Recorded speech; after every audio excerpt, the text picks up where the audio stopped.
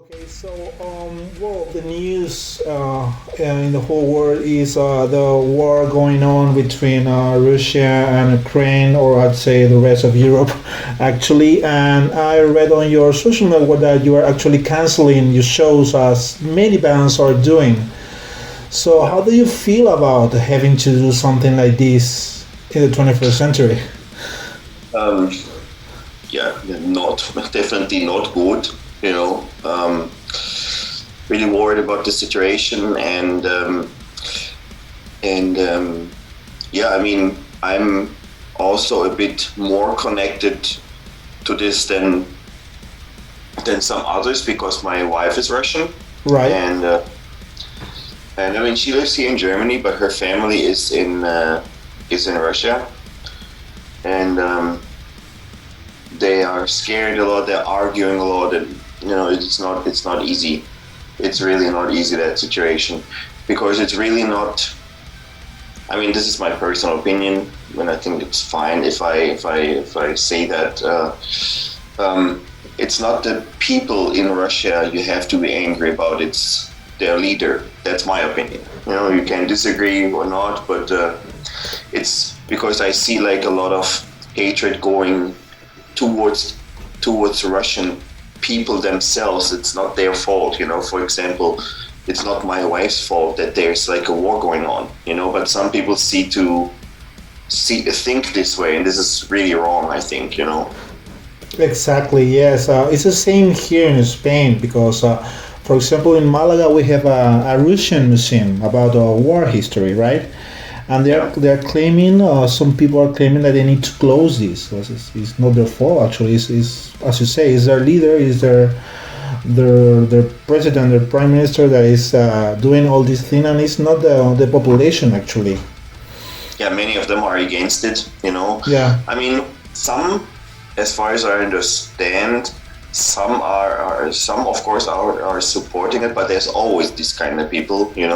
And I think there's also a lot of misinformation, propaganda going on, fake news, and stuff like that. But I think that goes too much into the political details now. But it feels really bad to cancel those shows. We always love to play in Ukraine. We always love to play in Russia. We always have had a really warm welcome from our fans there, and it's really sad to see the situation, because war is never a good idea. And yeah, it was really sad. And some people actually wrote us why we are canceling the shows and stuff like that. It's like, not. I mean, there's you know that there's a war. Yeah, there's flights canceled. We can't come there. And some people didn't even realize that yet. And there. And it's really sad especially those would have been the first shows after more than 2.5 years because of the stupid pandemic. We already canceled, or had to force to not play any shows in years, and this would have been our first kind of like comeback shows.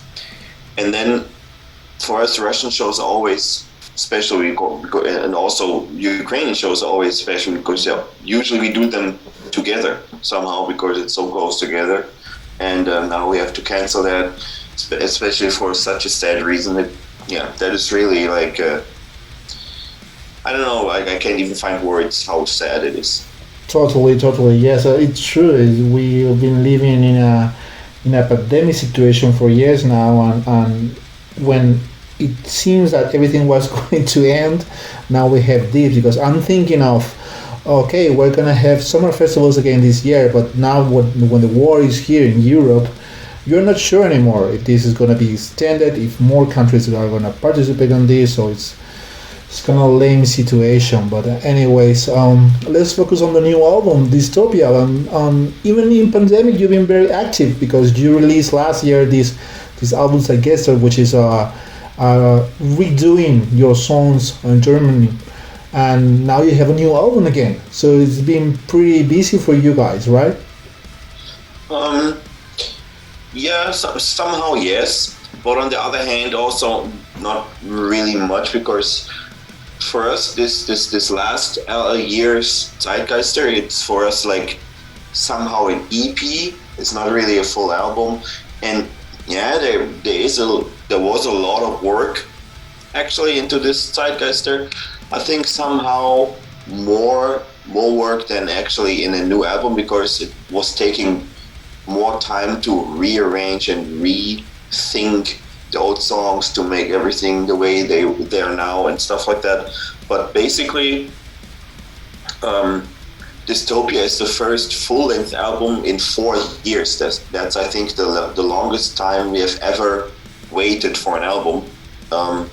Because if you look at Elements, that's from 2018, April 2018, and now it's 2022. So we had actually, I mean, we have been very busy, but it also took a lot longer to finish the album because of pandemic reasons and because some things of the recording haven't been that easy, and yeah, because because of the pandemic, we had to push back the release anyways, because we didn't want to release the new album at that times when we really can't play shows and stuff like that. And originally, it was the Zeitgeister EP was supposed to be some kind of an add-on to our Dystopia album, and was supposed to come out with it or a bit after it, and it was supposed to have a couple less songs. And so while we were working on Dystopia, we got to the point that we couldn't release the album because of COVID and stuff like that. So I said, "Oh, we can't." So we were thinking what we can do, and we, anyways, wanted to record music, make music, release music, and stuff like that. So we decided to extend the Zeitgeister a little bit, make a couple more tracks, and have it as an independent EP. While on the background, we were still working also on Dystopia, so we actually wrote that at the same time somehow, and has been a lot of work. But like I said, on the other hand, we had 4 years time for that somehow, so it wasn't too crazy busy. Right. And in these 2 last years, we have confinements, lockdowns, and it was a time when actually you were working on this music. So how did it work for you? You were working from home, each of one of you from home, or did you get together to do the composition or recording? Of course, but how was the process? Actually, the writing process has been the same as it always has been. That wasn't a big difference. I mean, for Dystopia, Zeitgeister is another story, but we're talking about Dystopia now. So that was as it usually is, because I'm the main instrumental writer. Let's call it like that. I'm the songwriter when it comes to the instruments. I don't write the lyrics. That's Andy's part, but I have my own recording studio, and that is actually in my house, in my apartment. So I have a second floor in my apartment, which is the upstairs is a bit smaller than downstairs, but that's where my recording studio is. And I'm always writing pretty much the demos, the ideas by myself. Of course, the others, when I send it around, they throw their ideas in and stuff like that. But that's how we always have done it. I record the demos, the ideas I have, the songs. Then with the song ideas, I go with our producer, which I'm producing it with, over it, and we finalize the tracks. Then in my studio, we have done the recordings and stuff like this. And then Andy writes the lyrics and fits them to the songs, and then the recordings for the vocals have been done in Berlin. That is also normal. I mean, if I record other bands, I do that also here, but our singer is working with this producer together to record them. So and that has been done in Berlin, which is also the same, but usually I go there as well. So when we record the vocals, we meet up there in Berlin, and we finalize everything, we go through everything and stuff like that. And also some of the band also go there sometimes and have a listen and stuff like that. And that was the difference, because it wasn't allowed to have that many people at one place somehow. So our singer was going alone to Berlin to record it, and I had to be there through, like, I don't know, Skype sessions or Facebook calls or like FaceTime calls or stuff like that. And that was a bit stressful, because that is really not the same. And that was a bit more difficult, or let's say that was definitely taking longer, because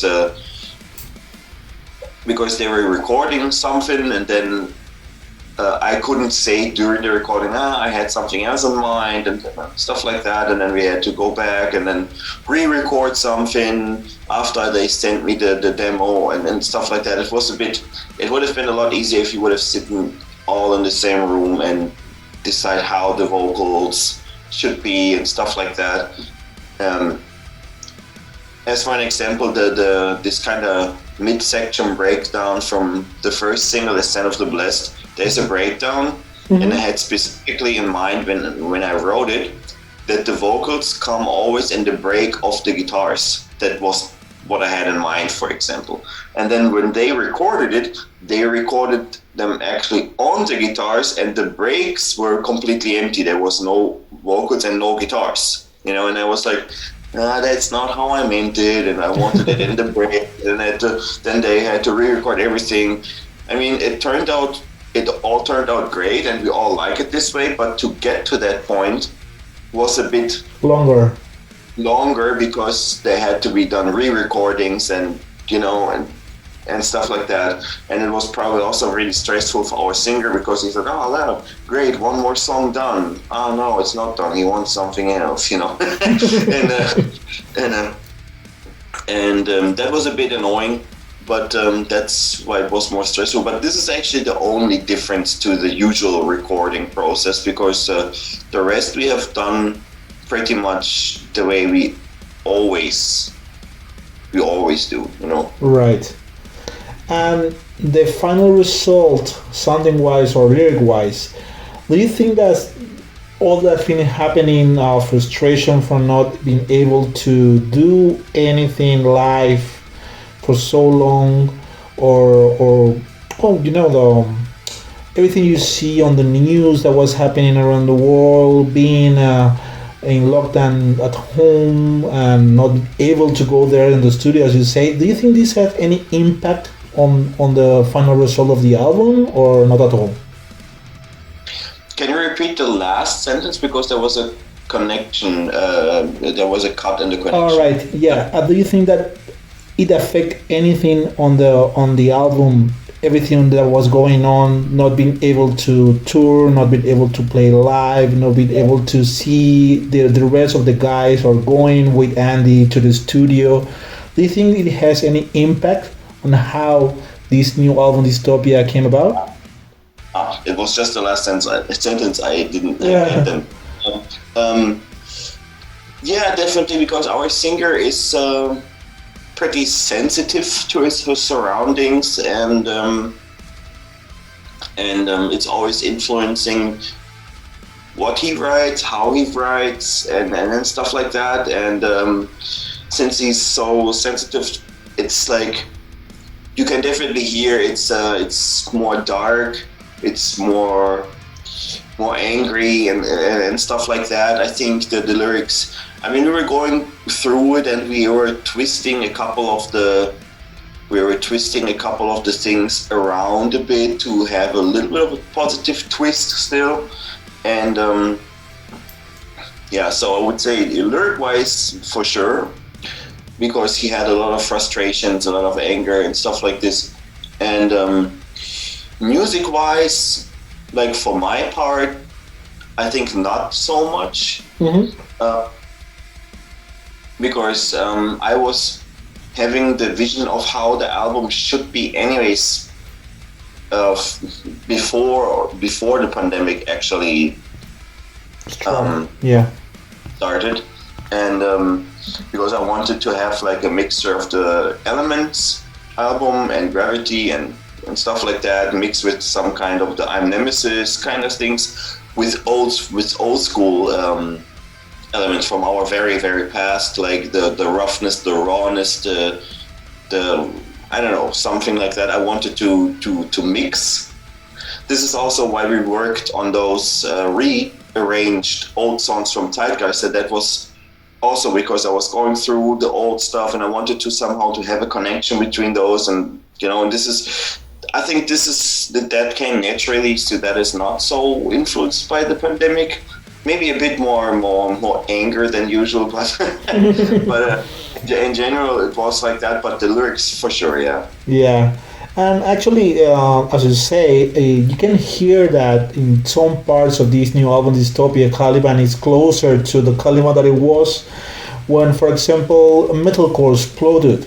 And that's the thing that attracts to a lot of fans to Caliban instead of the other bands, because if you check Caliban and other bands as Heaven Shall Burn or Tribune or the other bands that were also big when metalcore started and really get huge, is that most of those bands changed their sound a lot, Yeah. and Caliban also may have an evolution, but it seems that it stays more loyal to the metalcore base. Do you think so as well?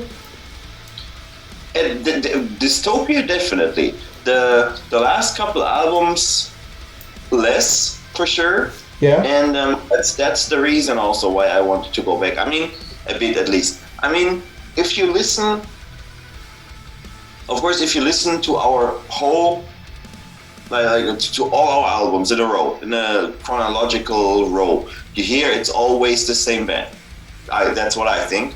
But if you hear, like, let's say, our second album from 2001 or something, and then the album from 2018, then you don't really recognize probably that it's the same, because throughout the albums it had made a lot of progression. So if you skip all the albums in between, you might not really get that it is the same album. But if you, like I said, if you listen to all albums in a row, you can hear it's the same band. But yeah, to have more connection to the old school things, because in the last couple of albums, I still love the last couple of albums. I wanted to have some kind of influence from those times back. Not really the let's say the, how to say that? For me, the band has like three phases somehow. The beginning times until the album, including the album Shadow Hearts. Then from that album till like the Opposite from Within until what was it called? Not the Awakening, the one after. I forgot our album titles. Say Hello to Tragedy. This is the time in the midsection, and then from I'm Nemesis until now. My favorite phases are the first and the third. The ones in between is not really my favorite anymore, like when I listen back to it, Yeah. This is why the Zeitgeist that don't really contain much stuff from this, it's more the older stuff. And yeah, this is, so I wanted to combine my favorite phases of the band somehow, like the Shadow Heart stuff and the bit older stuff, even with the I'm Nemesis and also the Elements and stuff like that. These kind of albums I wanted to combine somehow to have the best of both time frames or whatever you want to call it. And yeah, this is why we have, you can hear maybe the old school metalcore a bit more than on other albums, yeah. Cool. So if I'm answering too long, you have to tell me. No worries, that's okay. So now that you mentioned Zeitgeister, I assume that you are planning to play those songs live now. Are you gonna play them on the version that is on Zeitgeister, I mean in German, or are you gonna play as they were released in the beginning? We would definitely play the new version. Because the old version of those tracks on this album we haven't played in years anyways. So if we are starting to play those songs again, then it would be the new version. Cool. Right. I mean, and and because we have so many albums, we can't play all of that anyways. We always have anyways like a tough time deciding a set list for concerts and stuff. And we have been trying, because some people always write us, can you play a song from the past, can you play this, can you play that? And then it's like we were like, all right, so we get an old school track, we start rehearsing it, and then we practice it, and then we play it live, and then we did that, and it was I don't know, it was like, it seemed like 99% of the people in the audience didn't even know that song. If we played a song from 1999 or something, or like around 2000, and then we played it live, there were like, from 1,500 people, there were 3 guys very happy, and the others were like, what's that song, somehow. And especially when you go to the really, really old stuff, of course not if you go back to like 2004, 2008, 9, then of course people still know. But if you go to the really old school stuff, which we have been also re-recording on Zeitgeist, these were like songs people don't really know. Yeah. Actually, with a long career as yours, it could happen that you are playing a song for someone who wasn't born when that song came out. Yeah, especially because I think the music we play, there are not that many. I mean, we have a pretty mixed audience, at least here, like through all kind of ages, I would say, but the majority is a bit younger. Yeah. And, like in their 20s, I would say, somehow, and not like 30 or more. I mean, of course we have those people, but I think the average is a bit, I would say the average in our shows is like 24, maybe, the average. And those people don't know these songs, Right. So, talking about playing songs live, I was checking on your tour, and of course we talk about those dates in Russia that were cancelled. Besides the show in Spain, which you are coming back to Resurrection Fest, I'm pretty sure you have good memories about those festivals. Yeah. I don't see much more besides maybe 2 shows in Germany and 1 in Austria on a festival.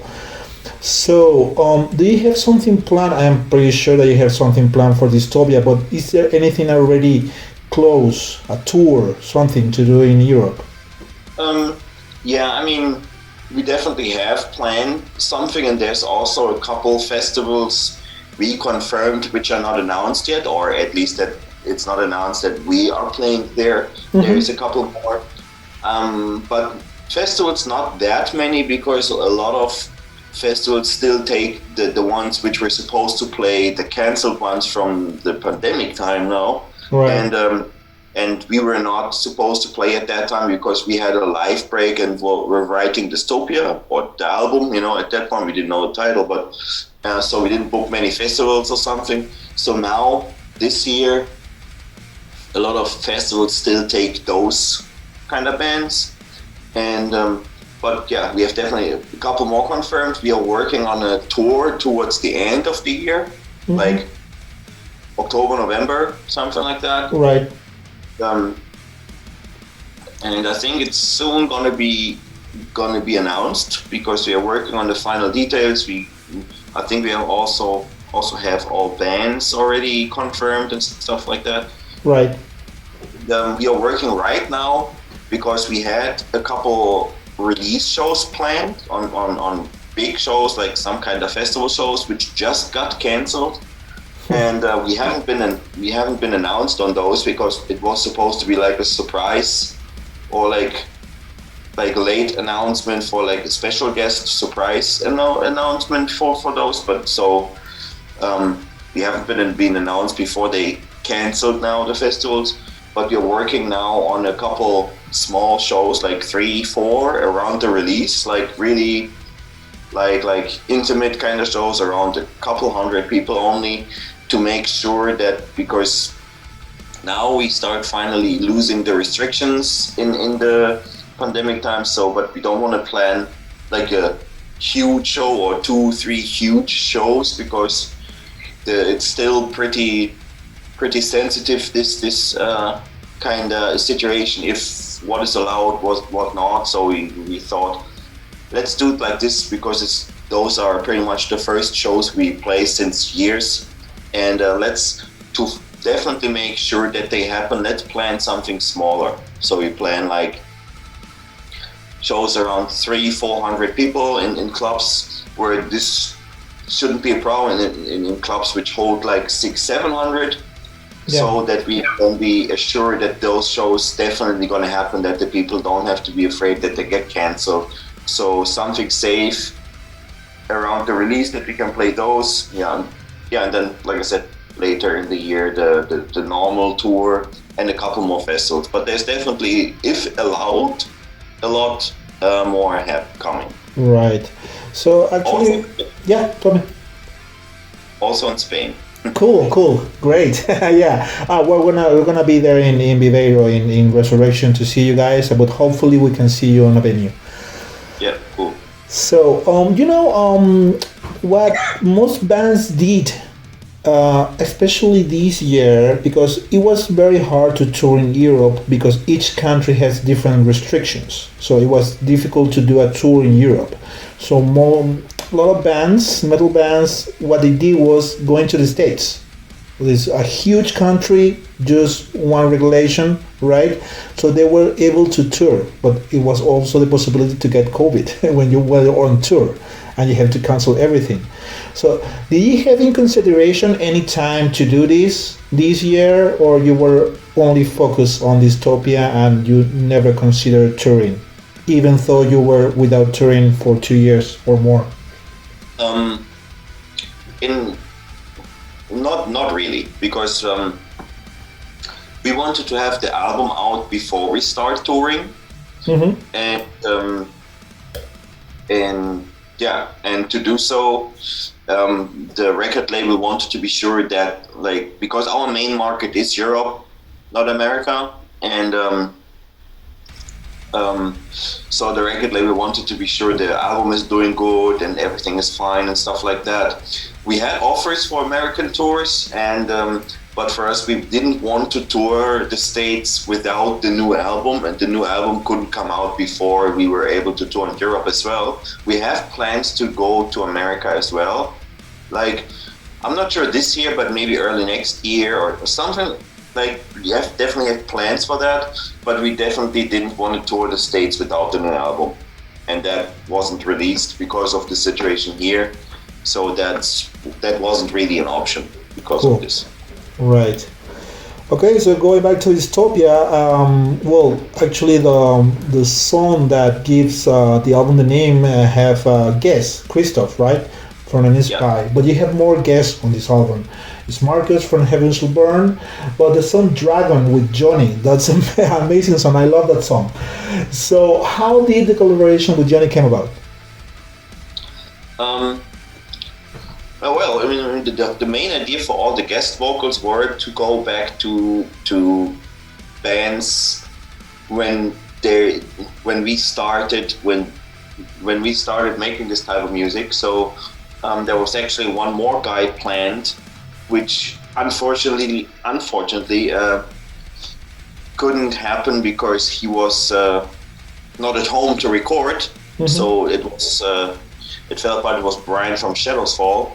Right.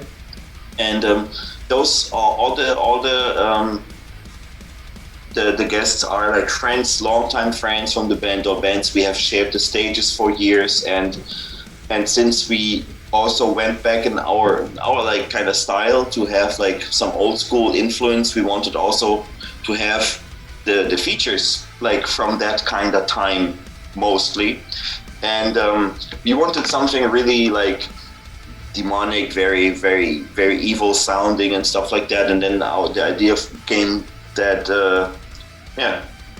he could do it from Job for a Cowboy, you know. And then then we asked, and we sent the song. He was straight away on board. He loved the track, and that's pretty much it. It's pretty simple. We just asked, and he did it, and that the idea was to have someone different at that part of the song, because if you read the lyrics, it also really fits. at this moment of the song to have someone else singing there, and Yeah. yeah, that's that's how it came together. Pretty simple. Cool. Mark, well, just to finish the interview, one more question. I don't know if you're aware that this year it was announced this big festival in Las Vegas, which is about the emo scene, emo bands, and they have like these huge bands. They were big when the emo came about at the start of the 2000, and well, all the important bands are playing there. The bands that they never left music, but they're going to do their show there. Um, if we have something like this, but with metalcore here in Europe, and you are able to choose five bands from Five. early 2000 in the metalcore scene, which one would you choose? You mean metalcore bands which don't really even they don't if can they still exist or not? Any band, even if they are not existing anymore, if they already split, or any band, any metalcore band. Um, yeah, definitely Heaven Shall Burn would be there. Would Yeah. be one. Maroon Mm-hmm. would be one. Um, I would probably also choose some band from the past, from Belgium probably. It's hard to pick just five because there are so many. I would say Liar or Archangel, something Right. like that. Yeah. Um, I would pick. Um, that's really tough because there's so many. Niera, Right. if you know, you heard Yeah. of those. Have you heard of them? Yeah, that is already pretty much 4 or 5. It's hard. Yeah. There's also Destiny. It's also they changed their name later in time for Destiny program. Then there's also bands from our home area here. For Right. example, um, for example, Surface is probably you didn't hear about them because they started before us, and when we gained a little bit of popularity and played more shows, they already stopped. Right. Making music is pretty old band. I don't know. Yeah, and it's tough because there are a couple which I didn't mention now because it's just five, and I would have to leave them out. But there's so many bands. Yeah. Do you think we can But gather a good festival, a metalcore yeah, festival? definitely. Yeah. But those which I just said, I definitely would choose. Like, let's say to finalize the list, I would say like Heaven Shall Burn, Liar, Archangel, Maroon, and Niera. Cool. Those all definitely have to be there. And I'm sorry if I'm leaving some others out, but there's a lot more. But those five I would just pick. No. That's a killer lineup. Well, Mark, thank you so much for your time.